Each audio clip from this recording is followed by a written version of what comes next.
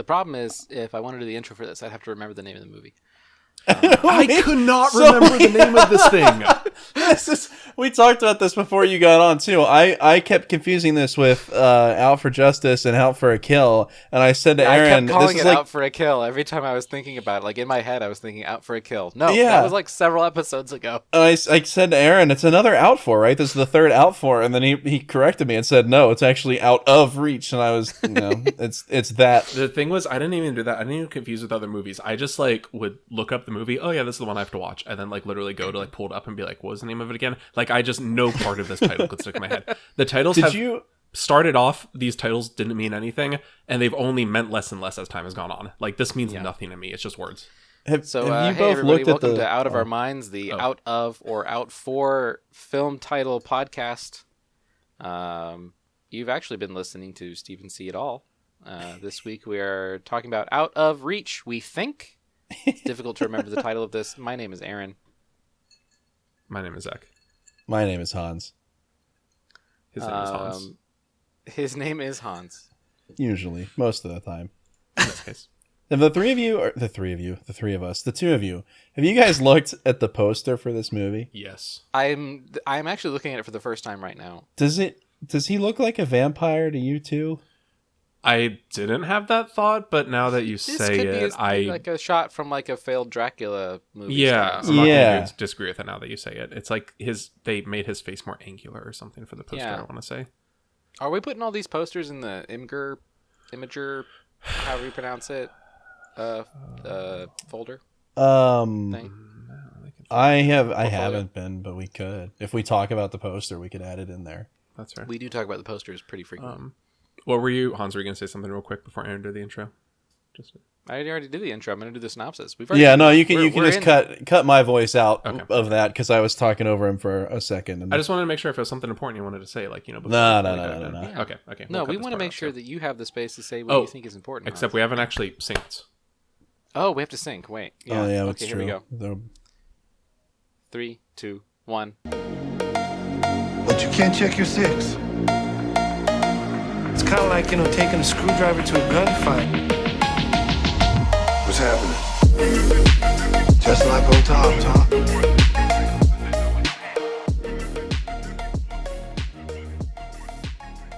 It's like a Mario Party minigame. And we lost to the computer that round. I have a tagline that Mark, I think it was actually Mark that gave it to me, but I'm going to save that for when it's my intro. Planting it. A tagline. Is your tagline, it's a split second between hit or miss? What does that have to do with anything? What the? Is that the tagline for this movie? That's what's on this DVD poster. It's a split second between hit or miss. Is it really? That has nothing to do with I just want to emphasize that has nothing to do with anything. But the title also has nothing to do with anything. So, okay, I'm sorry. Go ahead. No, okay. So, welcome to Stephen Seagal again. I don't know. I'll fix it in post. I'm Aaron. He's Hans. He's Aaron. I'm Zach. And today we're talking about we're talking about Out of Reach, starring some other guy other than Steven Seagal for like 50% of this movie because I don't know if y'all noticed, but most of the dialogue that Steven Seagal, quote unquote, delivers in this movie is delivered by somebody else. Yep. And I would love to know who. I can't find it anywhere in credits. We've talked before about how amazing it is. With like how many times now in the recent like last 4 or 5 movies they're just like ADRing this dialogue and like afterwards like just putting it in post. I think it's pretty funny that now we've gotten to like Steven Seagal isn't even they can't even get his voice to ADR in post. They just got another guy. And it's even that in the past ones they would wait until he wasn't on screen or whatever character they were dubbing that in over wasn't on screen. They would cut to something else and then they would play that voiceover then. In this one it is so clearly someone else entirely it's like a dub. It's like a dub except they're not dubbing over a different language. Well, so this is I believe a Polish production. Yeah, a Polish most UK of the film takes place Polish in UK, Poland. yeah. Most of the film takes place in Poland. And so I'm thinking like and a lot of the cast. Are they just delivering all this in Polish and then dubbing over it in English? But Steven Seagal can't speak anything other than English. I highly doubt he's speaking Polish in I don't think this. so. Like I think what's just happening is we've talked before about how he's had these uncredited stunt doubles. Now he just has an uncredited voice stunt double. Like, he can't stress those sultry vocal cords too hard. we're gonna find out that eventually these are just all deep fakes, and he doesn't even show up. Yeah, Like, they had he to just invent deep licenses fakes a just to like 3D get some scan of of these his head. direct to DVD. Actually, films that's out. don't say that, because that gives me some really like bad. Well, I can't come up Speak with it the into word. existence. That's something that could actually happen in the future, and I don't like it. Oh no, I think I just glimpsed a crystal ball there for a second. Yeah, I Imagine if for our I don't like that. Imagine if for like our 51st, actually not even for the 51st film, if for the next, we have to watch 50 more films, because even after he passes, they just keep making these with his like face data. They keep having these like bad stunt doubles that look like nothing like him, but now they can just put his face in on there. And Yeah. we're doomed to do this for the rest of our lives. Let's talk about the plot of this film. I really don't Because want Please do, actually, because so, I was like, really confused. I actually. the So dumbest we thing talked at the very beginning of this how the title of this movie, Out of Reach, makes absolutely no sense, and I kept forgetting the title of the movie. I kept forgetting everyone's names.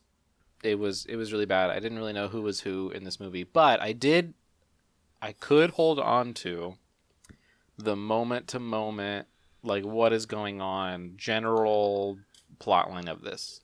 I Yeah. wasn't as much, and we've been talking about the last couple episodes, just going into like a Zen meditation with these The flow these state. movies and just The letting Tai Chi of letting watching the these images movies. wash over you. I wasn't there, and so a little bit of my viewing experience going into this. So we've been talking about how I've been watching nothing but Seagal films pretty much this whole time. You poor bastard. I broke that streak a little bit this week. Good. So on Oh, yeah, that's right. Yeah, you watched pretty, yeah. Yeah, so I forget what day that was. So one night this week, I got the 4K Ultra HD Blu-ray of Ingmar Bergman's Seventh Seal, and I watched that and cried.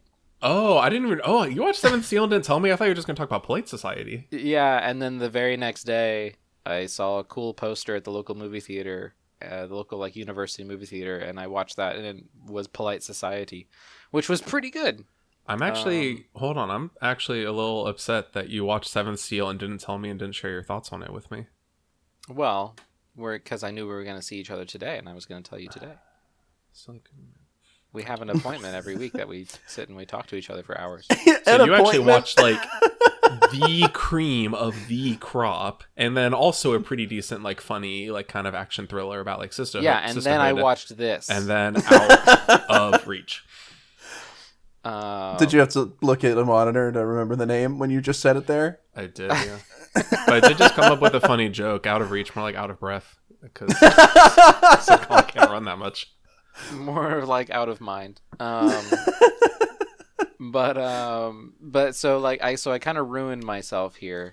So you had the same experience now that it's kind of similar to what I had a couple weeks ago, where I watched John Wick before one of them. I watched the Bourne series before one of them. Yeah, so I didn't watch any. There were no action movies in there. Like Seventh Seal is very meditative. Well, Polite Society is kind of an action one, but also Polite Society is kind of actiony, but it's not an action movie. a very interesting connection there, though. Out of Reach. I did have to look at my monitor again. Out of Reach and Seventh Seal both have this like chess through line throughout the movie, so there's a connection there. Yes, except in Seventh Seal, it's like an integral part of the story, and it's used as a symbol of Max von Sydow's, his dance with death, the dance macabre, which is a major theme throughout. And so he uses the chessboard as a dance with death, his own personal dance macabre. In Out of Reach, characters just play chess with each other. Well, no, multiple in Out times. of Reach, the pedophile takes a particular liking to this gal because she's like pretty decent at chess. Not great, but Which like pretty decent one? at it. So so let's talk about this actual movie that we came here to talk about. We're not talking about old black and white German films, but I think, isn't it Swedish? it's Swedish. It's a lot of German language. But anyway. Sorry, didn't mean to mansplain. So the Out of Reach is about Steven Seagal-ish, as we discussed before, who has a pen pal in a Polish orphanage. And so I don't know like how a 13 or 14-year-old gal at a Polish orphanage. Yeah, like a 14-year-old girl. It's so out there. So he is so out there, apparently ex-CIA, ex-some 3-letter agency, because of course he is, because he's Steven Seagal. Actually, in this case, it looks like CSA. Okay, sure, why not?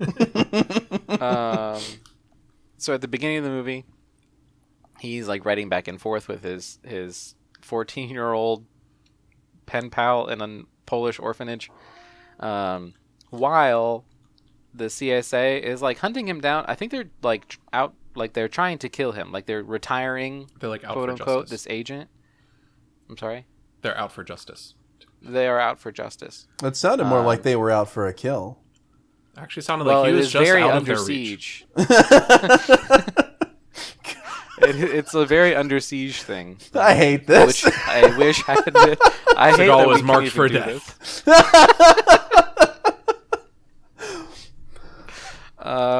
But it was very like under siege. Like a scene that probably should have been in Under Siege, but we never saw, was like the agents come and try to take out Seagal to like retire him because he's too good. But he lives in the wilderness, just taking care of animals, like that get injured in the woods. Like he heals a hawk's leg and whatever. By spritzing it with the end of a needle. Well, you know. Not an injection, just like squirts. He's a professional. It's a topical. Yeah. I'm not a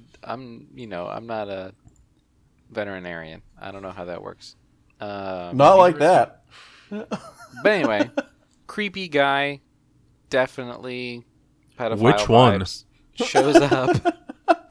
Shows up at the orphanage, and just like, quote unquote, adopts like 10 teenage girls from this orphanage all at once. Which at first, so in my notes I have, do Polish orphanages just allow single men to adopt like 10 girls at once? Okay, so I do actually think he was, the story there is that he's like in charge of like this kind of, they say like, you know, when you get to 14 you like graduate from the orphanage, so he's like in charge of this organization that's supposed to like resettle the kids. So they supposedly explain in the movie like 45 minutes later that the woman who runs the orphanage is being extorted by this crime syndicate in Poland. Well, they're Turks. It's a Turkish crime syndicate of human traffickers operating in Poland.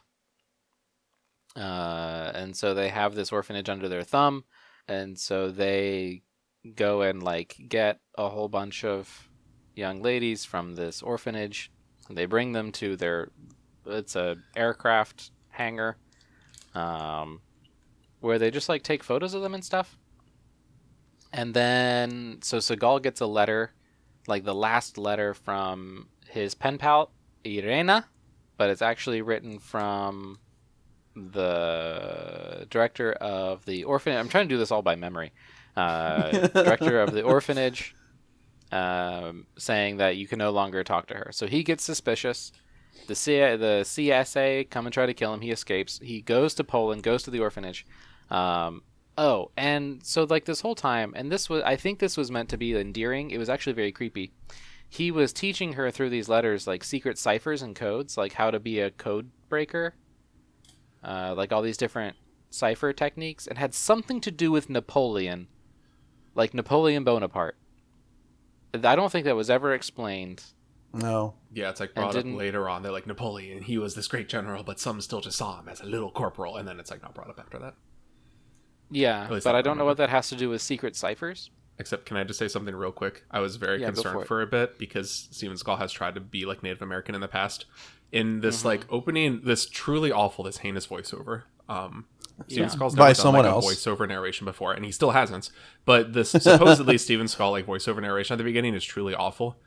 Where he's like reading the letter to her. he is teaching her these ciphers, and he says like, "Oh, and I hope you enjoyed this Native American bracelet I gave you." I was really concerned they were going to make a connection to like that he's like one of the code talkers or something, or like a descendant of like. No, yeah. I thought they were going for something there. That's not brought up again. He just gave her a Native American bracelet, but they don't bring in other Native American imagery at that point after that. No. But I really thought that was the like at some point the direction it was going to head. That, like, didn't. His grandpa or his father was a code talker in World War II or something. Yeah, nope, never happened. I was happy about that. But he has this fascination with ciphers and codes, and so he teaches Irena how to do all that. And so I was wondering if this would factor in the movie. It does factor into the movie that she like leaves little ciphers behind her as she's being carted around Europe to like as like breadcrumbs, in really obvious ways, but whatever. Okay, We'll get to that when we get to that. And so Steven Seagal, he runs into like the head detective on. So one of the, I'm trying to figure out how this actually went. So Steven Seagal visits the orphanage. He leaves. That night, the weird mob boss guy shows up and like kills the head of the orphanage by like burning her to death. Supposedly with a rose. I don't know how that actually like a worked. very weird thing when he comes and like abducts the gals at the beginning. He's doing like a bachelor or bachelorette thing where he like gives a rose to her. It was very confusing. And then so he's holding this rose and he's like burning it while he's like monologuing at her, and she dies. Yeah, It's talking trash. about Napoleon and whatever. Yeah. So he kills the head of the orphanage. Seagal shows up again and is immediately placed under suspicion by the detectives. Specifically, so. and I'm just gonna look at the IMDb to figure out the name of this character, Cassia, who was the lead detective on this case. Sure. Sure. Yeah, sure. Okay, actually, while we're looking up character names, I'm okay if we just call him Steven Seagal for this whole film, but actually, this is one of the better Steven Seagal character names in this movie. Billy Ray Lansing is suspected and investigated by Cassia. Yes. So Cassia is like, "Hi, you just showed up the day before and the day after this person was murdered. Like, I need you to answer some questions." Except they just like immediately become friends. He's never arrested, never placed under questioning, is left like alone in the police dispatch center, and is allowed to just like use their computers. Like they invite him over to help with some of the investigations and stuff. He doesn't. Like well, this- they check out his background story. They leave him alone with the computers there, to go like call somebody and check out his faked background He story. just magically knows the password to log in. Yeah, he looks over at her for like a second and then looks back at the computer and then types in a password, and it's like, okay. Everything is in English, by the way, in this Polish police station. Yeah. Oh, and your favorite theme comes up again. All of the money, American money. Yep. Of course. Of course it is. Because in movies, it's not money if it's not American money. How about them greenbacks? They go around and try to investigate some stuff. I really don't know how they know where to go half the time.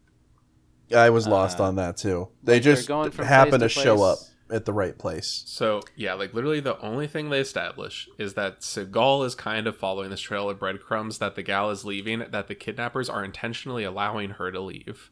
Like every single one that she tries to leave, they like see it and they're like, okay, yeah, but we're gonna like let her do this, like leave the show on purpose. I don't know how the detectives are getting around. There's also at one point where Steven Seagal goes to like a bar where this woman is with this Cassia, and he's just like, I thought I'd find you here, and I had no idea. I could not figure out how he thought she was gonna be at this random bar at this time.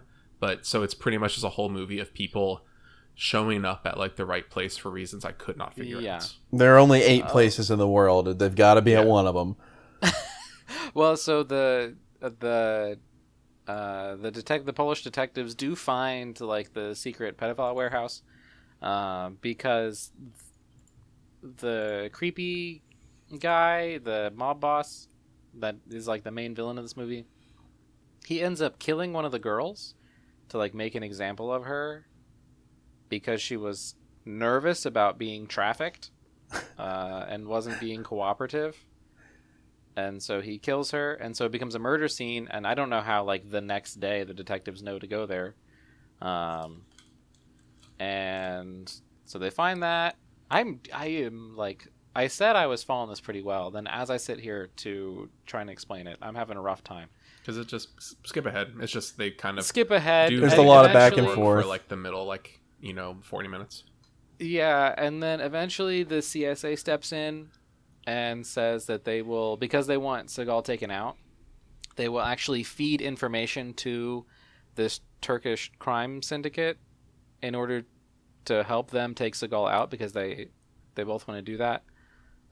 They even say they'll turn a blind eye to the trafficking. They'll be like, I don't care about your business here. We just want, what's his name?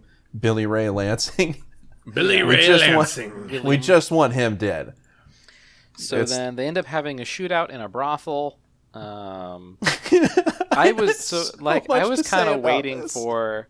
We've gone through this whole movie and it's been very sexless. Like I haven't. Yeah. Not that I want to see, but I haven't seen in this movie any scantily clad women.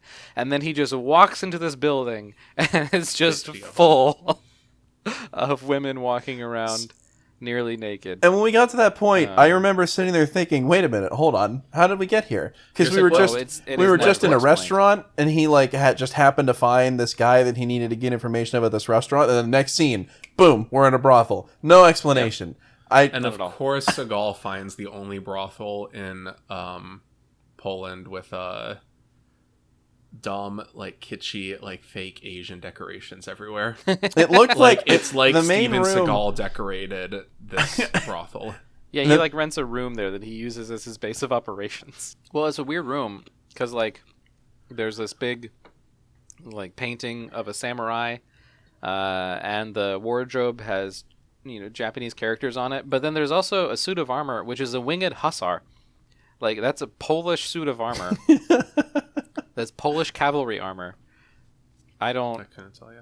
I don't know. I do. I have a little background that I think might explain that, but we can get into that later. Okay, yeah. And then this place happens to have secret passages that aren't so secret. Are not secret. They get found immediately when we actually get to the final Everyone is shootout just there. oh yeah, of course, here's the secret passage. Yeah. Yeah. And then somehow, that's right. So there's the big shootout in the brothel. He somehow, who knows, finds one of the henchmen. It doesn't matter. Finds one of the henchmen of this crime syndicate at his favorite restaurant, and he uses out of nowhere. He uses the prostitute that he hired from the brothel to seduce this henchman, and then he roughs him up a little bit and then pays him $20,000 yes, exactly, to tell him at least 10,000 now villains... and maybe 10,000 because I I don't know if we ever actually find out if he gets the second 10,000 to tell him where the main villain's hideout is, which is a big giant mansion. It's like the Taj Mahal. It's his human trafficking, nexus. Mostly empty. Everything is very stark white. The scenes in that place, though, in the courtyard in the middle, actually, it does look very cool. It's very unlike any other Steven Seagal movie we've seen so far, because the camera work specifically in that courtyard where they pan from the top floors down to the bottom where people are walking into the scene. Actually really good. Well, yeah, that building is indicative of a lot of Eastern Europe, which used to be incredibly powerful and rich, and now is just not. So you have these giant buildings, which aren't doing anything, but they're very beautiful, and so they can be used for cool things like that. For cool things like low budget straight to DVD Steven Seagal films. Well, the best part of the most artistic parts of these films are done in that building, in that courtyard. So then eventually he shows up at the main bad guy's place, instantly recognizes Irena. This 14-year-old girl who he has exchanged letters with and that has never seen in person or seen a photo of. Yes. and just happens to be in the same room as the main bad guy. They then do the classic Seagal move of pointing guns at each other for a second and then agreeing to have a melee fight, which in this case uses swords. Kind of. Because we had one scene earlier where the main bad guy was fencing with one of his henchmen. Actually, the henchman who gets seduced and roughed up and bribed, all in the same scene. It is funny because they specifically show him like using the sword, and there's also a scene of, I can't remember if it's him or like one of his henchmen, but like hitting a punching bag. But that doesn't. Yeah. That's not relevant. That's just okay. He likes the punching bag. The sword's the only relevant one for the final battle. Yeah. So then they have their final battle. Then Seagal ends up actually like officially adopting Irena, I imagine. Oh, and also he this takes other her kid back to the United States. Also this other boy. Oh, and also this other kid, like this pickpocket kid who helped him find out some stuff. He wasn't trafficked, but he saw the traffickers at the orphanage. Yeah, he lived at the orphanage. Yeah. And then they're just like hanging out in the woods. And they write a letter fish back over to the Polish police lady.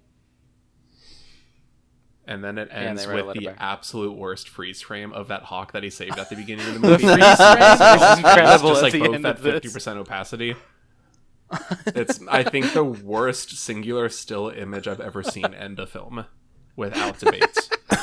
It was pretty great. Just picture the like, "Don't you forget about me" like fist pump when it freezes. Except half of the screen is Steven Seagal's face, the other half is this random hawk.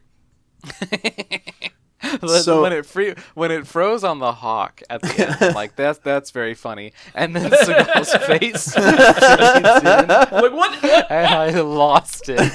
Why? Why no? Why? Please no. I was waiting for like the words "in memoriam." Billy Ray Lansing had to go back to his home planet. But I don't know. I remember in some of these early episodes, whoever gave the synopsis at the end of the synopsis would ask, "What are your general impressions of this movie?" This one. So you know when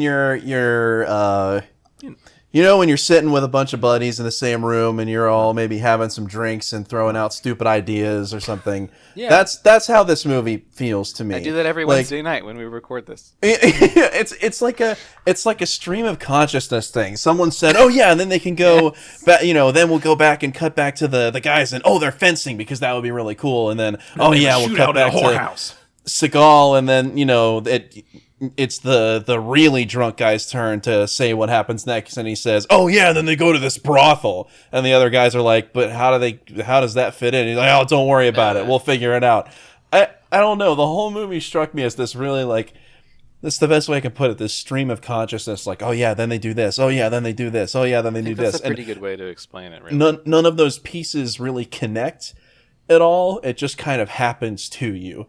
And it's No, I mean, in my spoiler alert, I already did my Letterboxd review for this one, and that was how I summed it up, was just dumb jerks doing nothing that matters until you get one passable gunfight and then an incredibly weird pseudo samurai showdown with a chess-loving pedophile. Because it's just things happening and people doing things for like the first hour of this movie, and it doesn't matter. Yeah, so okay, I want to talk about we're skipping like really far ahead, but there's almost nothing of worth to talk about in the first hour of this movie. I've got some notes, but we can skip ahead. Yeah. But the shootout in the brothel. Yes. Oh, okay, never mind. That's what I wanted to talk about. The shootout started, and I thought,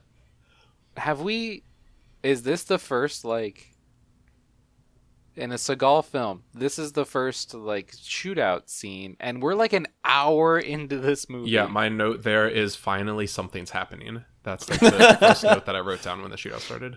So, my thing about the shootout scene, it all falls in line with what I said before, because it's a shootout scene for like it's like someone making the movie, someone writing the movie had the exact same thought that you just said. That it's like, we're an hour in, we got to have something happen. And that became the shootout scene. Like it happened because it had to happen. There was no like nothing in the story, if they could be called that, of this movie so far led to this being a shootout, except for that the script said that it is. Well, and even the way it was filmed, it's not even a filmed shootout. It's just almost like a montage of like someone's hand, someone's face, bullet holes, like a gun, like none of it connects to anything. It'll literally just like a close up of like a hand, and then like a close up of Seagal behind cover, and then like a gun firing from a different angle every single time. It's just like, just get general shootout coverage and we'll stitch it together because we need something. So I had two things from this shootout that I remembered specifically. One, that before the shootout starts, Seagal and the detective, they're like in this room, this very like Asian themed room for whatever reason, and they're looking at a mirror out into the hallway to see these people coming in to the brothel about to shoot them. Yeah. And I'm thinking, it's a mirror. If you can see them, they can absolutely see you. Didn't make a whole lot of sense. But then also, the shootout happens. Now they're shooting, the door to the room is open. And is open, swung a full 180 degrees, and is resting against the wall, right? Mm-hmm. After the shootout is like over, they show a shot of this door, which is riddled with bullet holes. I mean, not a single shot was shot into that door through the entire scene. Like, the door was not in a position where it would have been shot, nor did they show any. It was in the deleted scene. There's just a guy just emptying his clip into the door for no reason. Like, it just didn't make any sense. And then, I know that gets nitpicky in a movie like this, in a Seagal movie, in a mid-2000s Seagal movie especially, but it sticks out so easily.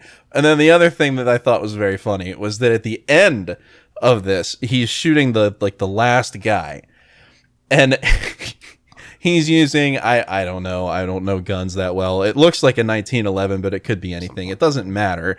He's shooting. They're playing the noise of him shooting, and he shoots, and you can see the slide on his pistol lock back as if he were out of ammunition, and then it plays another shot.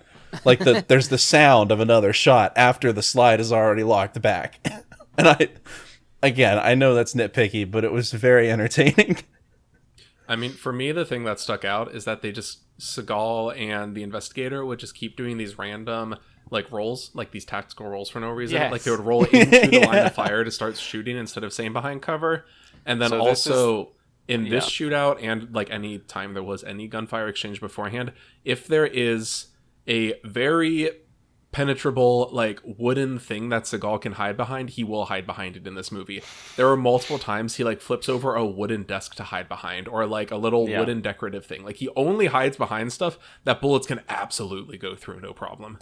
I hate to say this, I really do, but to give some credit to this movie that it absolutely doesn't deserve, that's a symptom that's you can find that in just about any action movie. Still worth pointing out here. It's very egregious here. That's true. Because it's not even like I'm sorry. I just have to play devil's advocate. No, that's right. But it's like not even like he hides behind other stuff, and some of them happen to be wood. He only hides behind like wooden stuff. Like, he's just choosing the most bullet penetrable things possible to hide behind. Yeah. Yeah, that's all I got. It was just really stupid scene. It didn't make any sense. It didn't make any sense for it to be where it was. It didn't make any sense for it to happen in the first place. When it was happening, where it didn't. Nothing about it. The detective. Just like, this is the first time she's like really on Seagal's side in all of this, and she's, a part of the Polish police, and decides, yes, the only way we can get out of this situation that we're putting ourselves into on purpose is to have a gunfight in this brothel. Her character confuses me endlessly. She's very bad at her job. Just incredibly bad at her job. She should have arrested Seagal like immediately. I mean, what I was gonna say, the whole part that we even skipped over there is there's one bit when Seagal like sends her and the boy, the random kid from the orphanage, away. He's like, just drive to the border and keep driving. Don't even stop to go to the bathroom or eat. And Why? The kid's just like, what? Like giving her a look, and she's like, while they're driving away, she's like, okay, we'll turn back for him. So like, we forgot about the whole part that she's just like leaving the country, then comes back to like help Seagal. Like, yeah, I have no idea what she's doing today. But there was no reason for them to leave.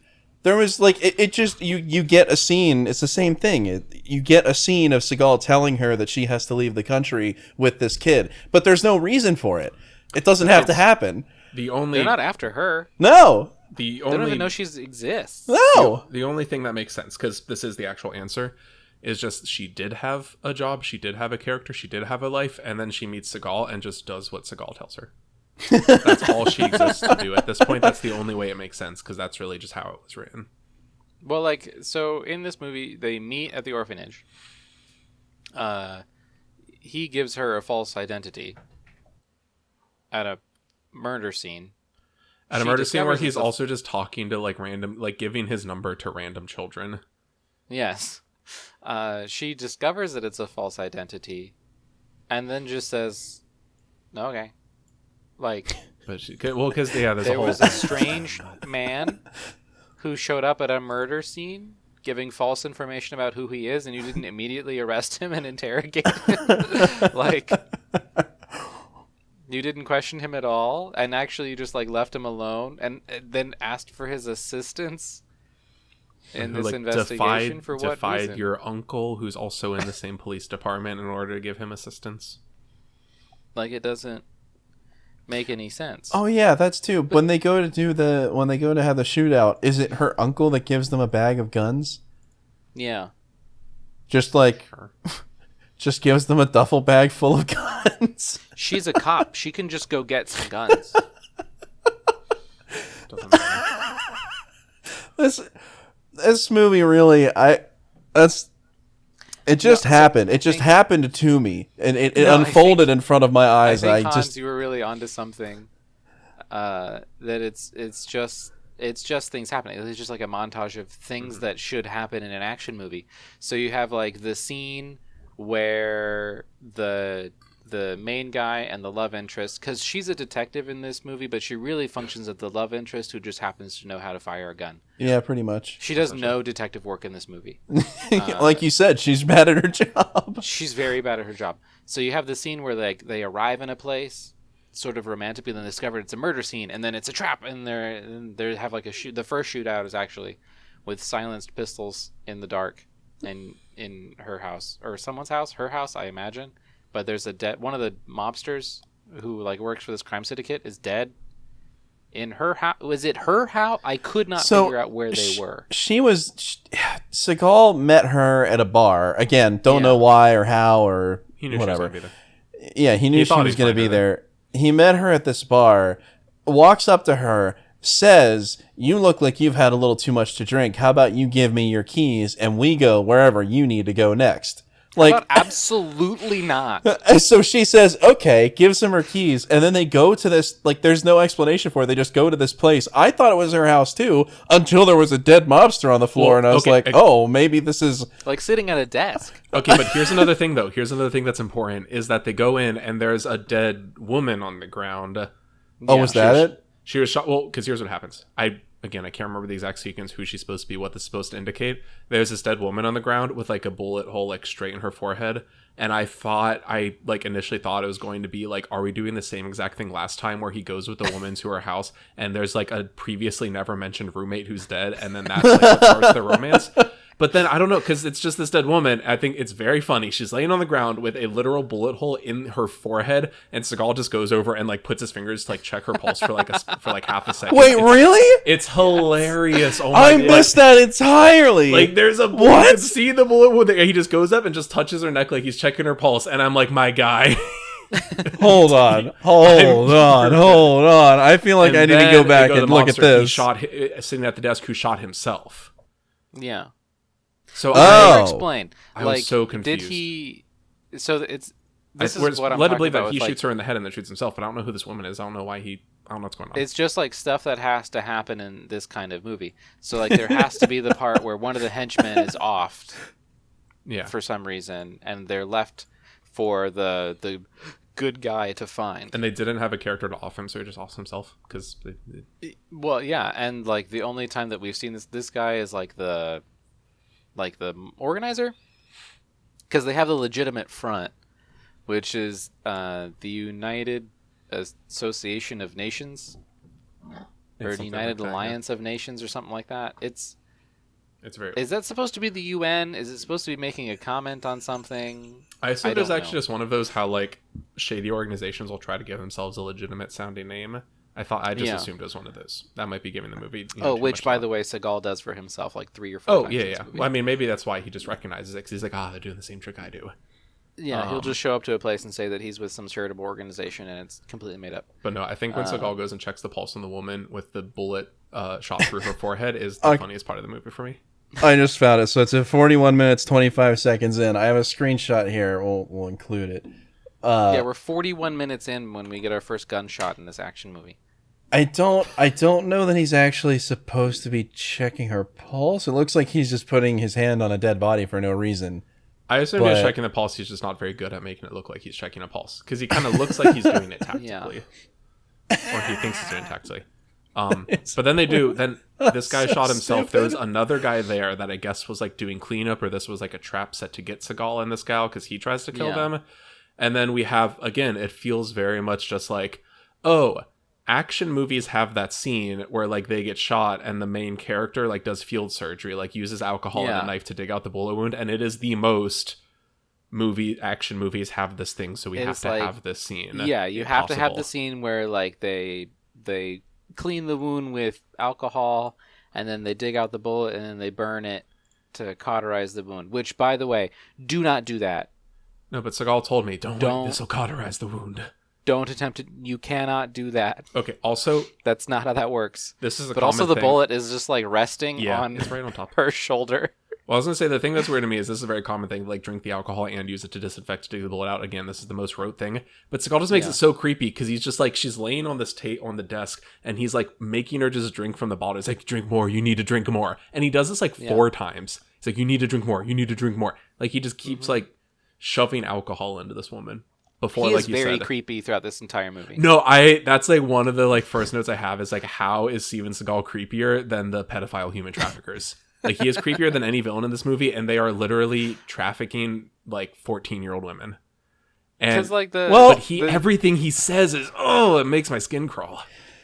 Are they so they got a whole mess of children from this orphanage, but then for the entire movie none of them exist except for this one.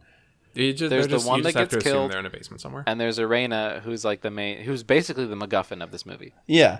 Oh yeah, no, she is. Yeah. And again, she, like a couple things. She gets screen time because she does these ciphers. So the main villains kind of initially sees that, and then she like walks into his room and she's like, "Oh, I wouldn't defend my king with that. Like, here, just move this, and I have check." And so she's like pretty good at chess. So he just like keeps her around like a pet. It's really weird. It's very strange. But he's not so weird. Oh, he's like violent toward her, but not like creepy. He's pretty creepy. Not as creepy as Seagal. Seagal still comes off as creepy creepier. as Seagal, which is very strange. Like the way that Seagal interacts with every woman in this movie is very, very creepy. Yeah, and he starts off every single sentence with "So listen." Do that. And the scene where he digs that bullet out after he like bandages the wound, he's literally like, they have not had like a romance established at this point. He like kisses her forehead and he goes, "You did good, and like kisses her forehead. It is, I hate it. It's disgusting. Her wincing in pain in that scene is not acting. She's actually wincing in pain because she has to be that close to Seagal. Well, the next scene, she like wakes up in her bed and she's in different clothes. And that's right. And he says, "I didn't look." He's like, "I closed my eyes during the whole procedure," or something like that. yeah, that's what it is. Oh, no, he is. This is the first movie where his enemies are like explicitly abducting children, and he still is the creepy one in it. They do have one scene where Seagal, like, I don't know how he knows to go to this place, but he walks into like this empty warehouse with just a bunch of telephones. That was very confusing. Where they're having like an auction for the girls. Yeah, it's like they just all call into this location to like in this protect empty room, their identities and where they're at, like some kind of weird setup like that. Except you can just do that totally silently. You don't need to have a room where if someone walks into that room, they would hear everyone do it. It's just like a Zoom call from hell where like everyone's echoing and like feedback with each other. We have talked about in a couple of these episodes actually how these movies relate to Taken. Yeah. I was thinking about Taken throughout this entire movie. Yeah. Because everything that this movie does about a movie about human trafficking, Taken does. Okay, we talked about in previous movies how like, oh, this movie's a lot like Taken, but it has actually very little to do with Taken. This is basically Taken, but just worse in every single way. The movie is afraid to portray them doing anything really heinous. Yeah. Yeah. Yeah, I can see that. Yeah. Like, they're not actually shown doing anything particularly violent. But then it's very weird evil. because then you end up like having this strange impression where you're like, I almost trust, like, I somehow trust Seagal with this girl less because it just feels like he's just been grooming her with these pen pal letters for years. So throughout the entire awful. movie, all of his interactions with this girl are like really groomer. You're so smart. You're so mature for your very age much. with these ciphers, and I know you'll Like, do it's well. just he's like teaching her these little skills, constantly complimenting her, talking You're not about like how the other strong she orphans. is and how wonderful she is, and it very much fits. It is 100% the groomer behavior. It's like 100% groomer it makes the skin behavior. Like, crawl. it's all the stuff that they teach you. Like, I've gone through like safe environment and mandatory reporting training many times, and it's like all the stuff that they tell you to look out for.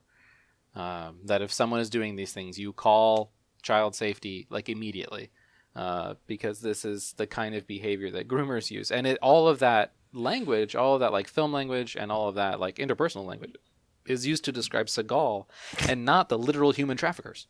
Yeah. Like, we are told Yeah. in the movie, because they're like the main villain. He has a boss who shows up for like 30 seconds, who says explicitly, like he says out loud to the camera, "We are human traffickers." Like, No, but their he says he role doesn't in like the that plot- term. But like their Yeah. role in the plot is evil, but like the behavior they display is Yes. less. I'm not gonna say it's That's not, a- they still definitely do bad things, but like A They do much bad things it's in the movie. very much telling, not showing. Although, can I actually say something that it was done for no reason, so it's not actually a thing that the movie was clever about, but there was something that the movie was almost clever about. Something that weirdly enough I kind of liked is, so we established that this gal, the 14-year-old girl, I forget her name, that communicated with Elena. Seagal. Lorena. Yes. She like knows these ciphers, so like it's kind of doing the Mummy Returns thing where the bad guys move her, but she can like leave these hints. Except in the Mummy Returns, the kid leaves these like incredibly detailed like sandcastles of like the places that they're going. In this case, she's like leaving like weird ciphers. There's like, she uses deodorant to like write on this like this mirror to like leave a hidden message that you can only see like with your breath. She like arranges caviar on like a tray to like leave the cipher. But Yeah. something that I kind of enjoyed that they established very early on, that they established with that first message she's leaving. So she's writing this message in the deodorant on this mirror, and then the camera does this move, like the staging and the shot of this like did not deserve to go as hard as it did. Like, they actually did this pretty cool thing where it shows her right in the mirror and the camera pulls up and you kind of go over and have this view where like, you can tell that there's no ceiling, so the camera can like move over the wall, like, on the sets. And it does this neat move where it like pulls over, it goes up, and then you see there's like a guy on the other side, and it goes over to his side, and you see it's like a one-way mirror, so he can like see through like what she's writing on this mirror. I don't know like why the room was like built like this, in the function of like real life, but just for the artifice of the movie, it does this like actually super weirdly good like kind of or at least interesting camera move to establish that like he's seen her do this the whole time, but then he like lets it stay. And then like later on, she like they're at this fancy dinner party that Seagal's like has to get an invite to, that he inexplicably gets in with no explanation. He just finds a random old guy. Oh no, there is an explanation Okay. for this, and this is where I think this is one thing that I really want to talk about, how he gets into the fancy dinner party at the end of the movie. But continue. Okay. But like she says like, I need to eat some caviar. They're like back in the kitchen. She's like, I need to eat some caviar or I'm gonna scream. So like, okay, eat the caviar. So she eats his caviar and then spends like 3 minutes like arranging this caviar into a pattern, and obviously they see her do this, and then she sets a napkin like over it, and like the bad guy is like, save that one, make sure the waiters don't like put that caviar tray out, and like there's like literally a bad guy standing there, and she spells out this hint that says like it's a trap. So, and the bad guy stands there, and like a waiter goes to grab it, and he's like, no, grab this one. So they like there is no way this clue would have gone to Seagal if the bad guys did not interfere and make sure it got to him. Yeah. So then, like, they literally have, like, the bad guy tells the waiter when to take it out, like, bring this special tray to our special guest. And they just hold it in front of him and show him this clue that says, like, it's a trap, and then walk away. So the thing that I liked is that, like, because there's this kind of, like, it's not a genre, but there's a thing in fiction often of, like, the precocious, like, child, like, you know, think of, like, you know, a series of unfortunate events or whatever, where, like, this kid is just, like, so clever that they can, like, outsmart the adults, like, leave these hints or whatever. It's very Artemis Fowl. It's very, you know, series of unfortunate events type thing. And a lot of times fiction does this because, like, kids like to read that kind of thing where, like, kids are smarts. Yeah. But I like that it does this, like, the bad guys see through it immediately. They're like, this dumbass, like, even a smart kid is still dumber than most adults. They're like, she's leaving obvious clues behind for the guy. Yeah. We don't even need to know what the clue says. We don't need to translate. We just, like, if we don't want the guy to follow us, we just get rid of her clues because they're not very good. And, like, even, it's not even like, you know, just because we found out they're not good. Like, that caviar thing wouldn't have worked at all. So I kind of thought that's fun. Like, oh, this kid just thinks they keep leaving subtle hints, but we, like, know every time. But then they intentionally make sure Seagal does it. But, like, the reason why it's not, like, a clever thing that the movie's doing is because it's for literally no reason. Like, the bad guy just lets him know it's a trap because, like, it's more... He doesn't even say, like, ooh, I want the thrill of the hunt or anything. He just, like, does it for no... But they could have at least said, like, I want to know what he does. Like, there could have been a reason. They could have set a trap for him. Yeah.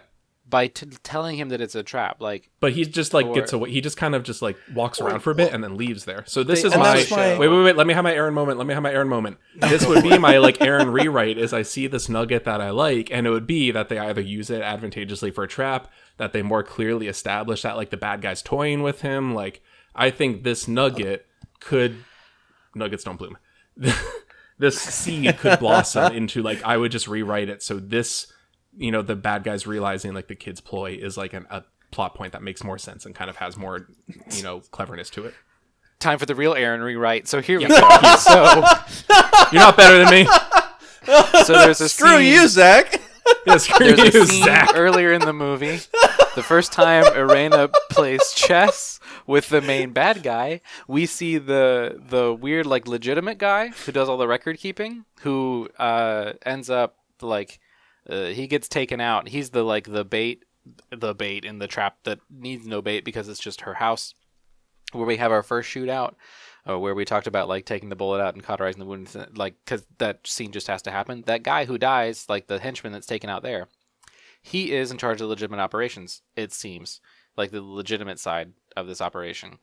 And he's like gathering all this paperwork and stuff, except all the paperwork is done in code. So that we know for a fact that in this movie, the main bad guy knows ciphers and he's interested in ciphers. And we know that he knows whatever Napoleon Bonaparte has to do with ciphers, because it's at the mention of Napoleon that he's motivated to kill the woman who's in charge of the orphanage. And so, in a different version of this movie, not only would he have known that Irena is leaving ciphers, but he would be able to decipher the ciphers and know what they say, and then be able to plan traps accordingly. So the final, like, caviar cipher, the reason that he...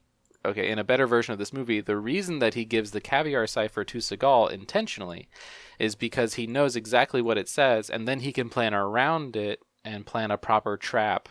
Not just a general, like, because they don't even know what Seagal looks like.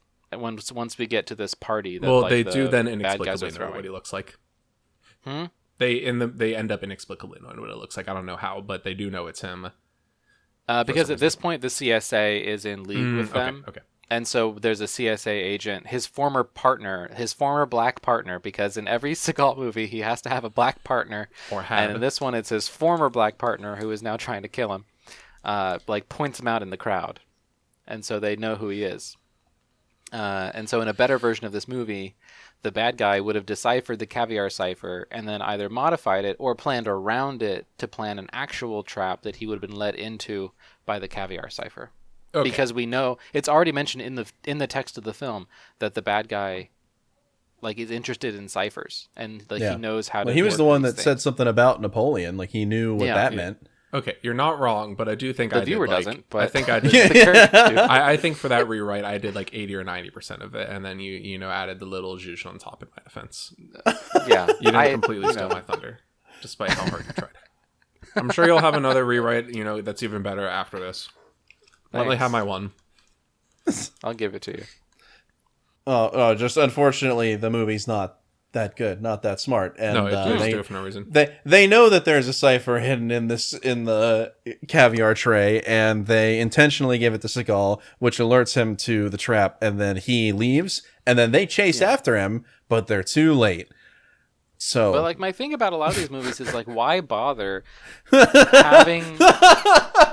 yes, that's every single one of these movies. Stop. Why bother? Just Full the stop. thing with these movies, why bother? Damn, that's all you need to say. No, if you're gonna make this movie, why bother making the villain like an enthusiast with ciphers and stuff? Like, why do that if you're not going to use it at all? Like, if he doesn't use any of that to decipher any of these secret messages or anything at any moment, why build up the I just need time to change character and not bring him back as an ally at the end of the one movie? Of these for every movie.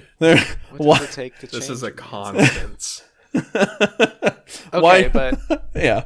I'm going to pivot. One thing I really wanted to talk about this movie, because I think we see it indicative of Seagal's life, is that, so this movie takes place in Poland, and there's a big fancy party that he needs to get into.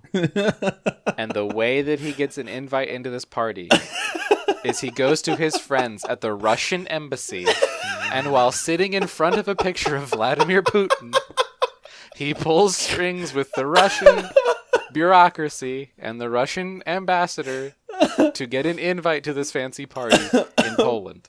I must have completely spaced. I do not remember that at all. I believe you had happened, but I must have just completely It forgotten. is fascinating. It's so entertaining. In the text of the film, makes no sense. Nope.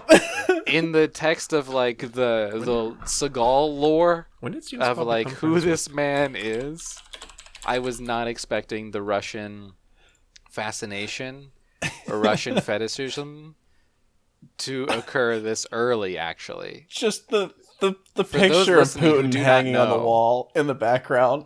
For those listening who do not know, Steven Seagal is at least on paper, a close personal friend of President of the Russian Federation, Vladimir Putin. Currently lives in Russia and is a cultural ambassador for the Russian Federation. He loves Russia. Oh man. Well, And I do not know how a Polish film crew. I think he very let specifically him loves have Vladimir this scene. Putin more than he Okay. loves Russia. That makes sense. I will grant you that. I think it is more about Vladimir Putin than about Russia, but I do not know how he convinced a Polish film crew to have this scene. Well, or maybe at this point, because I'm trying to figure it out. I'm trying to see when they became friends. I haven't figured out exactly when that is, but maybe it's more Steven Seagal starts this kind of thing happens, and maybe this is the start of it. Maybe it's not that Seagal loves Russia, so he made him put in the scene where he hangs out in front of the picture of Putin and gets this connection with Russia. Maybe it's this kind of thing happens in some of these movies, and that's what starts his relationship with Vladimir Putin. That's maybe. I don't know. We're lore building here. We're trying to peek through the work to the auteur. Who is Steven Seagal? And I think this is the introduction of a very important part of modern Seagal, and that's his relationship with Vladimir Putin. But yeah, I really don't see at least a public Putin connection until 2014-ish. Okay, so it'll be another decade before we start seeing. So that's what I'm saying. Maybe this is starting to the breadcrumbs. But that this leads is to the its- first film in which we see such a a really deep connection with Russia, because he pulls strings at the embassy because he has a close personal friendship with one of the ambassadors who works at this embassy. And he asks for this favor while directly next to his head in the frame is almost the same size as Seagal's head in the frame, a picture, an official state photograph of Vladimir Putin. I just completely mind pocketed the scene. I was bewildered. I was transfixed. As soon as I saw it, I just couldn't stop laughing. I was It is like the metatextual cherry on top of this terrible, terrible cake. Yep. Yep. Real quick though, while we're talking about the party, why? Because you have to have a scene in an action movie where there's like a party and the good guy infiltrates it and has to be all sneaky and he gets to wear a tux. He's trying to have his Batman Begins Ra's al Ghul encounter here. I guess, and you know what? And I know that's the answer, and you're definitely right, and that has to be the answer. But also, why? Because Hans, if we ask questions like that, the movie doesn't exist at all in the first place. But narratively, why is there a party? Who got invited to this party? Who is throwing it? Does everybody here know that it's being thrown by human traffickers? Like, there are lots of questions about this that don't get answered. Because the reason that this scene exists is because in this kind of movie, you need to have the scene where the good guy puts on a tux and he goes to a fancy party and eats caviar. I think to truly explain how like insane this is, it's not even just the human traffickers are at this party. They literally like have the girl like she's like in the basement of where this party is happening. Yeah. This is on their property, or they brought their human trafficker victims with them to hold hostage here. This scene happened in, Batman Begins. It was in National Treasure. Like every. I mean, this is like it's got to be in a Mission Impossible movie when they're having the auction at the end, when they're having their human trafficker auction, and they take Liam Neeson out of the basement to kill him. Like, you have to have this scene in the quote-unquote like adventure action film, globe-trotting action film that takes place in Eastern Europe. Yeah, like that it has to happen. And so for some reason, explained to no one, the human traffickers throw a fancy soiree. Can we talk about the final fight for a little bit? Sure. Why not? Sure. Yeah, go for it. We got I gotta stop asking questions. Yeah, we're approaching. This might change in the edit, but right, we're starting to approach the runtime of the movie itself. We're gonna go a little longer than the movie. I think that should be a goal going forward. Is that we shouldn't exceed the runtime of the movie? Oh, that's gonna be hard. I mean, I don't know. Maybe it'll get easier. Maybe we'll just be like, "Yep, it's the same thing for the 15th time." Okay, see you next week. But in this case, so we had just idiots running around doing nothing for like an hour. We had one reasonably length, like, not going to say it's good, but like the shootout you should have. And then it gets to the end. At least it got my adrenaline pumping for half a second. Yeah. Something was going on screen. They used blanks and squibs. That's all I can say. They spent some money, some part of their budget on like blanks or gun special effects. Then they get to the end. It's like Seagal and the main guy. And they like have their guns pointed at each other. Seagal immediately recognizes the gal. And they're like, of course they do the thing. They both agree to put their guns down. And then it's just very, like, we've seen this before, but this one just was very weird to me because they put the guns down and they're like, okay, let's just go beat each other to death in the other room, I guess, because they just like leave that room and start walking away. But like, because they don't want to do it in front of the girl. I would just, but then she follows them and watches it anyway. But then they're not like walking like next to each other or anything. Like Seagal's walking like a couple paces ahead of the guy. They're just like leaving this room, but like Seagal's like not looking over his shoulder at all. So the guy grabs a sword and like goes to cut Seagal, and then like for a while there, Seagal like doesn't even have his own sword. He's like trying to get a sword, but then it's just very weird because they have this whole thing where like, what is it? For some reason he like drops the sword or something. For some reason the guy starts running away. The main villain, they're like have this confrontation. The main villain like runs to another room, but he's like just prancing out of the room like down these steps, just like skipping, and then he just kind of moves off screen to the side a bit. Seagal is not running after him. Seagal just kind of walks after him, and then the dude jumps from the side of the like I feel like an insane person describing this because the guy just like prances down the steps, la-di-da-di-da, jumps to the side a little bit, like 5 feet. Seagal just kind of walks down the steps. Just out of frame. The guy hops and just like jumps onto him and like bear hugs him for a bit and like kind of elbows Seagal, and then the dude runs away again. And then they get the swords again, but they're no longer like fencing. Like this all of a sudden becomes like a samurai showdown. And they do this whole where they like stand staring at each other. Like this is the final blow. They have one blow at each other and they charge and they like clang in the middle and like, have their one hit and there's a hawk screech. Do an anime for a second. and then they just stand there and they do the classic like stand, tension. Ooh, see the blood. Ooh, the bad guy got hit. And then one of them falls over. it's so, and then Seagal just has like the weirdest, but then he like, even after the guy's dead, he just holds this super weird stance until the girl comes and is like, you know, hugs him or whatever, like, you know, the day is saved. It just, it is the weirdest fight because they don't just like start fighting each other. They just kind of like run, like walk around and run away from each other for a while before doing like a samurai quick draw. It's hard to describe because I just don't know. I just don't know want how they to describe point it on out to sets. everybody that the classic TV anime Naruto started in 2002, 2 years before this movie came out. Okay, but actually, remind me, this was something I hinted at towards the beginning when you mentioned, like, you know, the armor and stuff, like the decorations. So I was confused by this. Looking at it, the director of this film, Liang Pochi. Pochi Dong. Yeah. I don't know if I said that correctly. I'm sorry. A British-Chinese film director. But he has in some of his films, I guess this is a recurring thing, he has made like over Akira Kurosawa references. Like he's made a movie that is like referencing Rashomon deeply and other similar samurai films. So they just made him do a my guess is they made him do this like Steven Seagal, like Eastern European like action thriller. And then in the end, he's just like, no, I want to do a samurai movie. And it comes out of absolutely nowhere, and it's not very well done. And I don't want to say that this guy's a bad director. I haven't seen his other stuff. Maybe his other stuff's better. You know, admittedly, he has the, you know, the albatross of Seagal draped over his shoulders. But I was just so confused why it became a samurai movie at the end. But as far as I can tell, I think it's just because that's the type of movies the director of this movie likes. And those movies are just actually getting to direct those movies is just out of his reach. So this is the best that he can do. I couldn't even parse the whole samurai scene because I was too busy looking at the quick shots between the bad guy Seagal and then both of their swords just back and forth between them. And in every other shot, the sword had blood on it, and then the next shot, the sword didn't have blood on it. And it went back and forth, like almost one for one. Yeah, I think something worth pointing out is that when we watched Mark for Death, I know I made a comment back there about how this is like the worst like sword fight I've ever seen in a movie.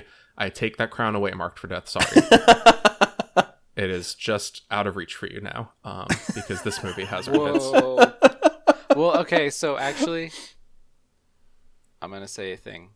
Do it. I watched a video about this fight scene. I watched Really? There is a video There's like about this fight scene. a critical analysis about this. Is that like the Yes, featurettes so on the Criterion release of this movie I or something? watched like a HEMA guy, Oh, okay. historical European martial Yeah, artist.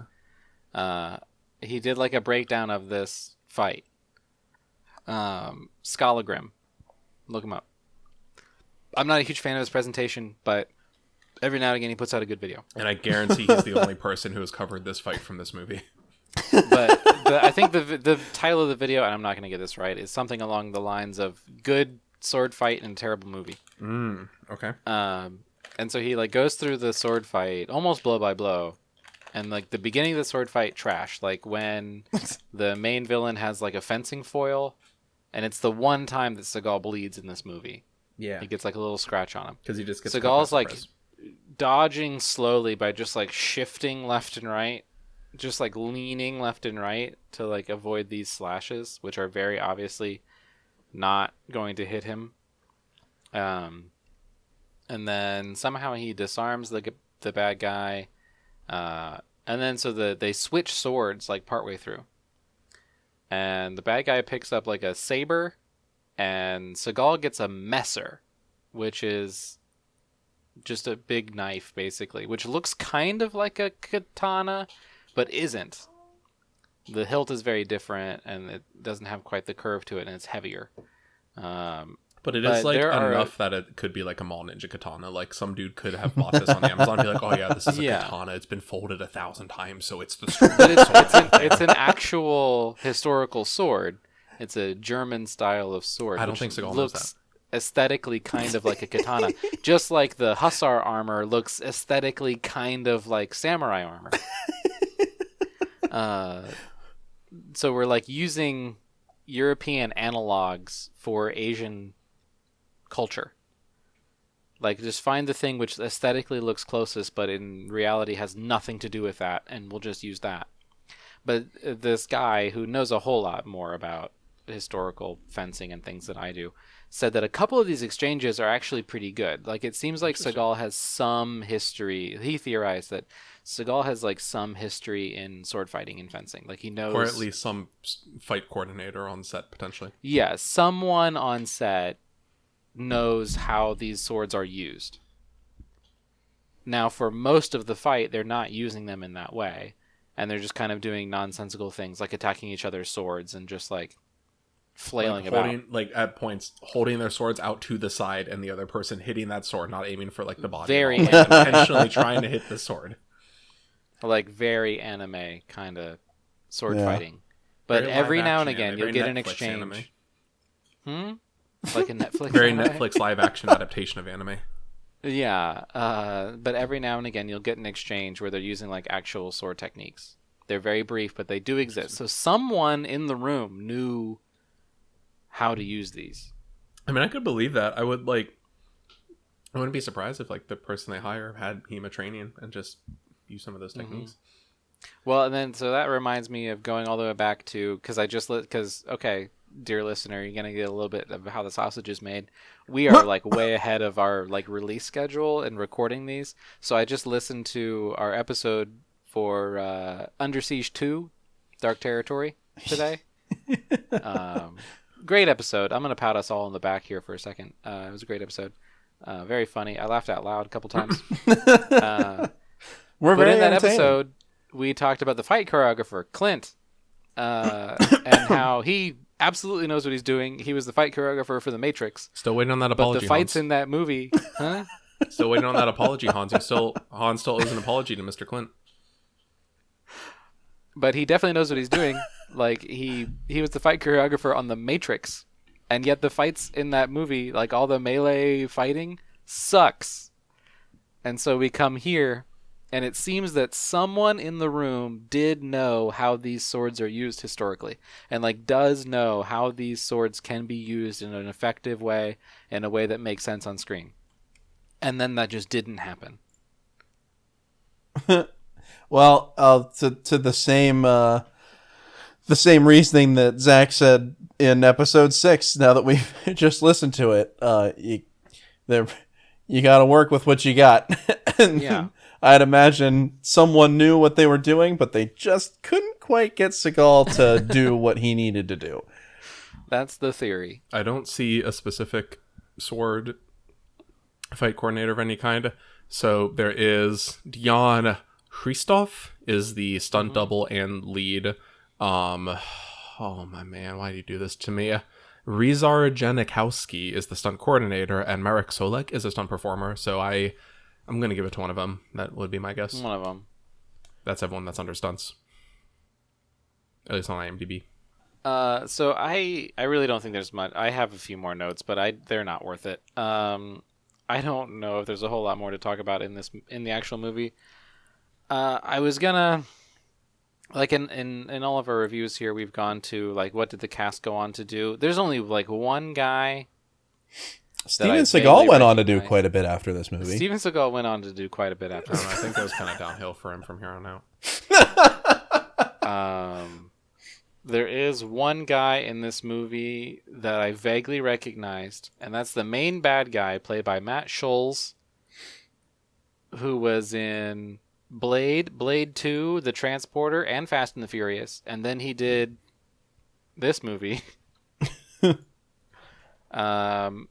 And then just did... He was in one episode of Weeds. He was in Fast 5.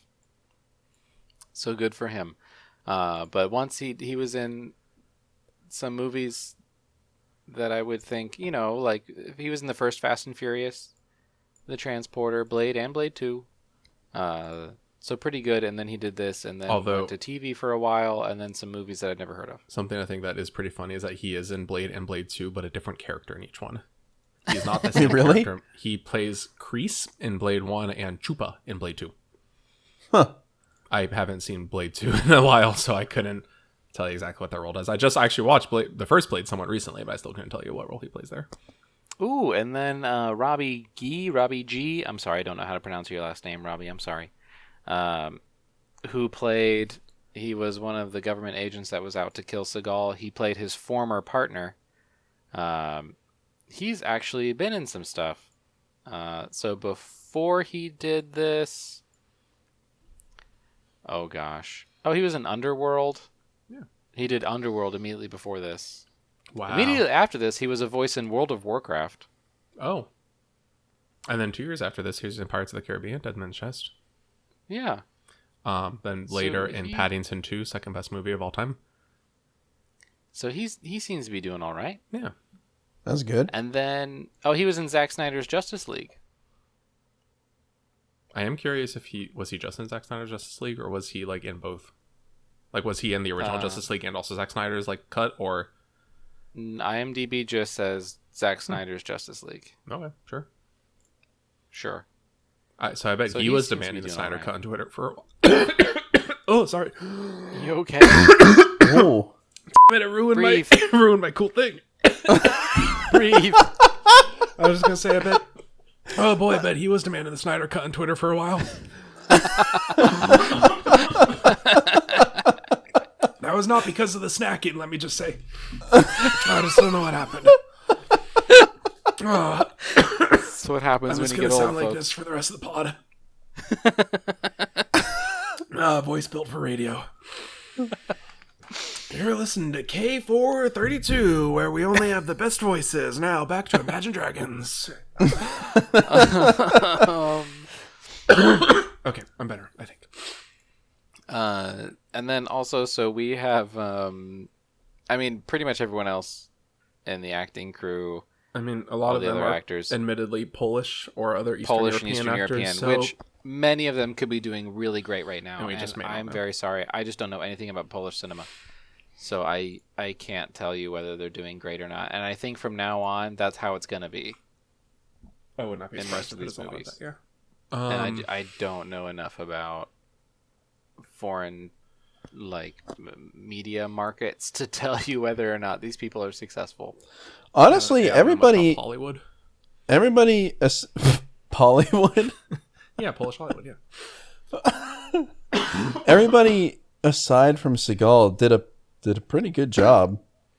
Like, there wasn't any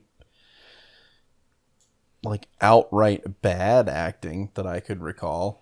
Aside from maybe the kids, but they weren't, Yeah, but they're kids. There is a moment that's pretty funny when Seagal is like dangling it out a window and he's like, "Tell me what you know," and the guy doesn't say anything. And he says, "Tell me what you know," and the guy doesn't say anything. And he says, "Wrong answer," and he lets go for the guy. And in the next shot, the dude is like 180 degrees, like flipped, like head first, falling down, waving his arms, and that was pretty funny. I don't think. And that was Seagal isn't in the window. He's not in the window, but the guy falls. So that I'm not gonna say that was bad acting, but that was the funny. That was for some reason of all the acting moments that stuck out to me. That was the one that stuck out to me the most. Yeah, well, I think a lot of the stuff that I might consider like not very good acting comes from the fact that everyone in this film is forced to speak English.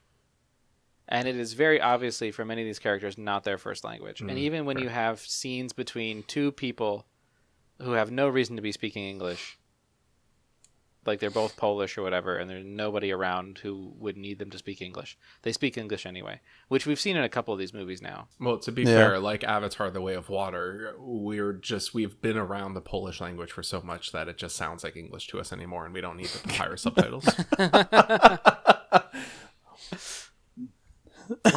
Do you have any quotes that you liked from this movie, Aaron? I actually do. Oh no! So early in the movie. Oh no! Is that what you said? I said, "Oh no." Because I have a couple quotes that I thought in a different movie, this could have been a fine line. They could have been good. So early in the movie, when the government people who are trying to retire Seagal show up at his cabin, one of the guys compliments the place. And he says, "Oh, this is a really nice place you have here." And Seagal says, I built this cabin with my own money. Okay, but he didn't do that pause that makes it funny. He just says it completely straight. I built this place with my own money. You're right. I remember that now. And then much later in this movie, he says to the love interest / bad detective, aside from all the joking, these people are very serious. That almost sounds like one of those like Yogi Berra quotes, like the or like the Ringo Starr, like the Ringoisms or whatever. Which, like in an action comedy or something, like in a different kind of movie, that could have been funny. I could actually see that being in like a Police Squad thing, like, you know, except for all the joking, you're pretty serious. I built this place with my own money.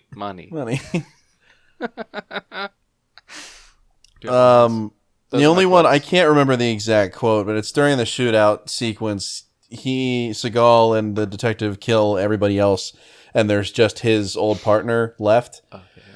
And he yells at him and says something along. They're in a. I have the exact quote, so I can say it. You do? Just go ahead and read it, because I'll butcher it. They're in a brothel when they say this. I think what's worth pointing out also is we've talked about how Seagal changes his accents. This is where, I mean, to be fair, in this one he changes accents because half of it is just like an impersonator trying to do his voice. This is where Billy Ray Lansing becomes Southern. He has not been from the southeast region of the United States, but now he is, purely for the purposes of saying, you're playing a whore's game. You ain't nothing but a whore. Now you know what happens to whores, don't you? Whores always get don't they? But he says it with this like weird Southern accent, and yeah, that was mine. Yep, that's what I'm gonna have to go with, because it was so out of place. Right. And I'm just like, dude, read the room. You're literally, don't disrespect the women of the night while you are here in their place of work. Shooting it up. You're just shooting this guy that you used to be buddies with, I guess. Oh, this isn't a quote, but there's one moment when the detectives just like randomly invite Seagal in and let him help solve the case, when they have this like blurry picture of one of the victims and they're trying to like unblur it, and Seagal just comes in and just starts like typing onto the keyboard, and I literally took a note saying just type until they're like, we can't get it unblurred, but of course he can by typing. I put in my notes, just type until the image becomes clearer. Hans is gonna have a field day with this, so I'm kind of surprised he didn't mention this at any points. I hated it so much, because I wish I had the line, because he says something too, and it's not him saying it; it's the whatever voice actor they got to portray him in the edit says something. And they say it's like a simple matter of focus and decomposition or something like that. Those aren't the actual terms they use, but that's what he says. It's a simple matter of X and Y, and then all of a sudden, like, the blurry image becomes perfectly clear, and that's not how that works. It's not even remotely how that works. That's even worse than like what you see in CSI. I was gonna say, this is the NCIS two people typing on a keyboard like moment of the movie. Hack faster. Hacking progress. Oh no, they're intercepting our firewalls. Reroute the GUI. It's just it's so egregious. I think, those are my... I don't know. This is a bad movie. Out of reach, more like out of mind, because I completely forgot it. I give this 1 star. It's still on my ranked list. It's second to last, because Ticker is still last, because this is still technically like... It does feel like they didn't film half the scenes they needed for it to make sense, but I think all of the footage used is footage shot from this movie. And so it has to be better than Ticker. 1 star. It's such a credit to even though this is a terrible, terrible, terrible movie, it's still miles above Ticker. It's just a credit to how bad that one was. I would say this is above Ticker by default. Like by default. Because at least, as far as I can tell, all the footage from this movie was filmed for this movie. Out of reach, more like out of gas. Because this movie's going nowhere. Oh, what would you watch instead? Watch Taken, because it is this movie, but just better.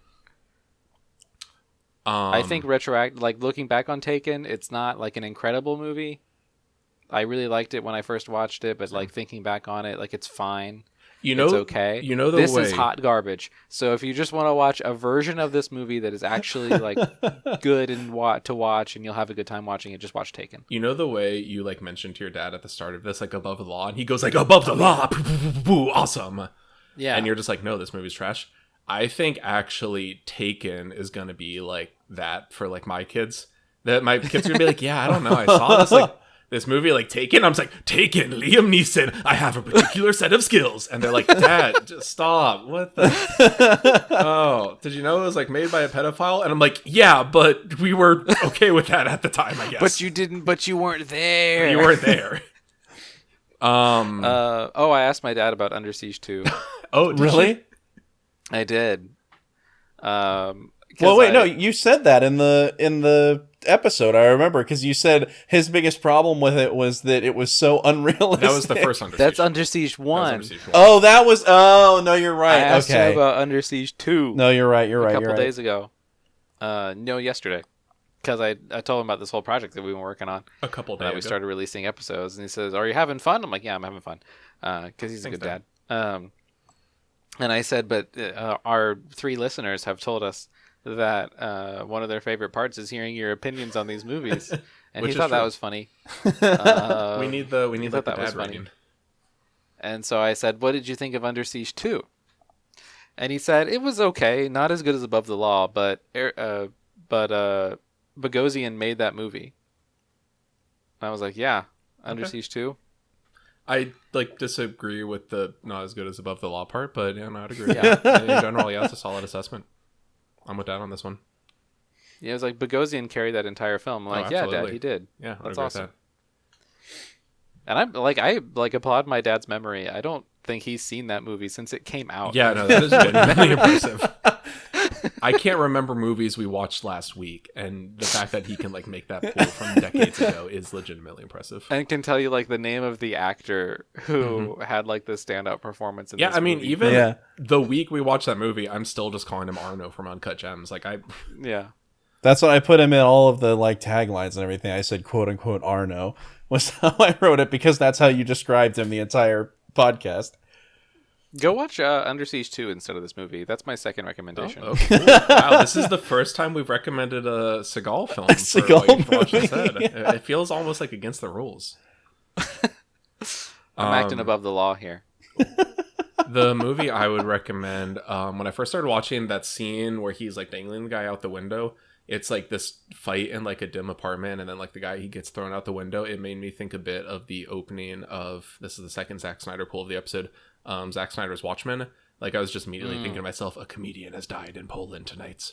So I would maybe say watch that, the extended director's cut. It's a very interesting movie because it somehow literally straight comic to storyboard to movie directly adapts the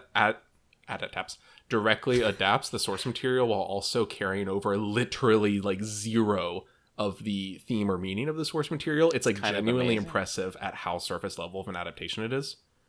And I don't even mean that sarcastically or anything. It's if you are interested in the way media is adapted, it's important to watch this one. It's fascinating. Versus the HBO Watchmen, which somehow carries over all of the themes without any of the saturation of the first movie. Of the graphic novel. Also, because of just this kind of dramatic chess thing that was running through, if you want to watch something else that's better, that involves precocious orphan gals in orphanages being orphans and being pretty good at chess, you should watch Queen's Gambit. That was pretty solid. Oh yeah, Queen's Gambit was very good. And precocious gals in orphanages being orphans. And also, because you talked about it earlier, got my mind thinking about it, you should watch. And then if you take my recommendation, dear listener, please reach out to me. I'm not even joking. If you're a random stranger on the internet, please reach out to me if you watch Seventh Seal for another dramatic movie with a dramatic chess through line. I will talk about Seventh Seal with any person. So I will talk about Seventh Seal right after we finish recording this episode. So instead of watching Out of Reach, watch I still can't remember the title. Watch Seventh Seal and then just hit me up on Letterboxd or whatever so we can talk about Seventh Seal. Hans, what would you recommend? Clerks, the animated series, because you can get through all. Yes, you can get through all 6 of them before this movie would be over. And it's very good. It has nothing to do with this. I just know I told Hans he should watch Clerks the animated series, and he watched it recently. And I'm so glad there's other human on the planet who loves Clerks the animated series as much as I do. It's so good. It's so good. And it just random tidbits in there for the smallest, tiniest of bit parts. You have Bryan Cranston and there were so many other people. Baldwin and Alec Baldwin's in there. Really? Yeah, Gilbert Gottfried just out of nowhere. He voices Patrick Swayze. I didn't realize. I had it in my head. I thought, man, that sounds a lot like Alec Baldwin. Man, that sounds a lot like Bryan Cranston. And then Gilbert Gottfried comes in as Patrick Swayze. And I was like, hold on, that is You can't. There's no way that that's not Gilbert Gottfried.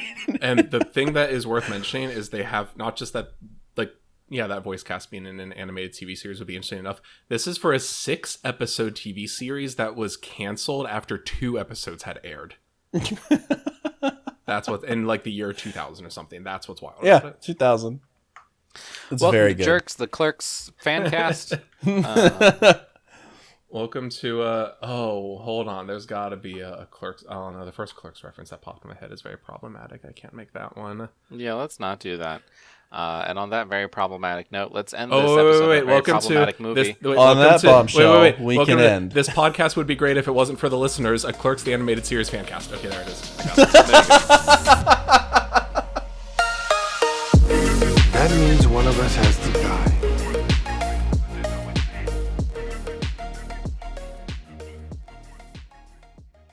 It's like a Mario Party minigame.